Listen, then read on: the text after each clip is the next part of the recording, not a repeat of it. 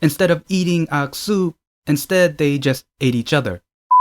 This was a good episode. We finally got to see, well, kind of where it all started with Jaewon hating on Sona. When he woke up, he did see her talking to Gyeonggu, and at that point he was thinking, wait, did she seduce me for sex only? Did I do something wrong? Did I mess up last night? And what's funny and kind of messed up was Kanggon's response. He was like, well, maybe you weren't the one last night. And that kind of surprised Jaewon. And then Kanggon was like, mm-mm. And then out of nowhere, you got Kyungjun and Rinny doing the same thing. They were like, mm-mm. And I'm like, no, don't do that to him. Why? It's like, even if he wasn't good last night or the one, don't do him like that. Like, first, I can't speak for all guys out there. But if you tell a guy that he wasn't the one or not good at all, or not good enough at least, that's gonna hurt their pride. I mean, I'm not saying that. You know what? I'll just end it there. And with that type of mindset he was confused. Like, he didn't know what happened. It could have been he said, I love you before they had sex. It could have been maybe she wasn't looking for something long term. It happens in real life. So the entire flashback, well, for their story, was pretty much her treating him like he was invisible. But come to find out, she knew everything and she pretended to treat him that way because of what she came to Yang for. And her purpose was to escape being Uno.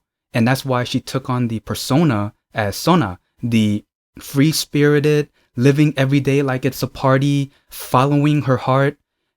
And the reason for that was because she was bored with Uno. Like, she hated, well, pretty much she hated herself for being such a boring person.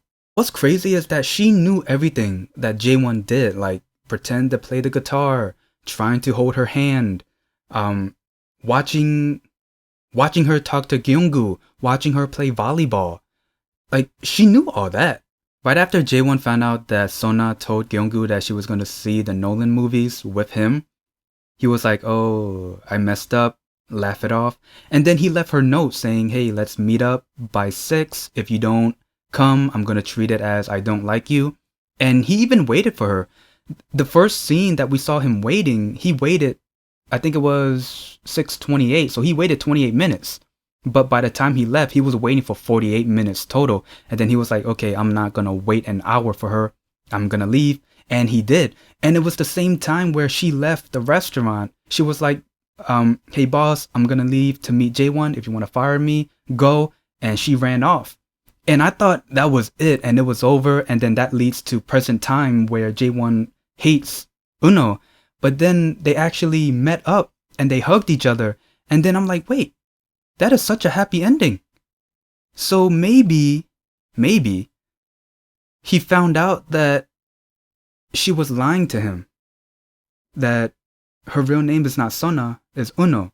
So that could have been the cherry on top of, okay, I'm sick of these lies. Who are you really? I'm out of here. That could have been it because the flashback gave such a happy ending. It's hard to even imagine, okay, something else might have happened for them to break up. So we get another flashback 5 years ago, but this time is actually between Kanggon and Sonyoung. So apparently they know each other. Pretty well, I should say. So Kanggon wakes up first after realizing, okay, I had sex. What happened? Because, shoot, we don't even know what happened. And apparently he doesn't either. Because he does remember drinking with his friends. And he even asks questions like, how did I get there? Why is she wearing my t-shirt? Who took off my clothes? Well, actually, I think it's pretty obvious who took off your own clothes. I mean, in that type of situation. And as they were getting dressed, they were like, are you hungry? Yeah. What you want to eat? Aksu? Mm-hmm. Let's do it.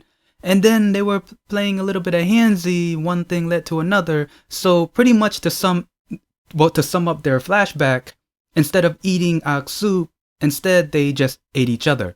You know, the way they're telling the story is kind of pretty interesting because in my mind, I'm thinking, okay, so there are 3 couples. It's a total of 12 episodes.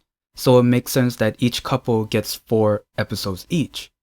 But the way that they're portraying it, I'm seeing, so maybe this whole first season is going to be about J1 and Uno with the other couple's flashbacks, just in between.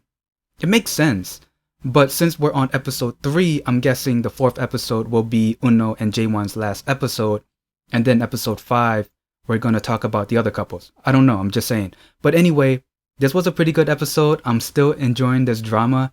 If you guys like my review, leave a like, comment down below, and subscribe. See ya.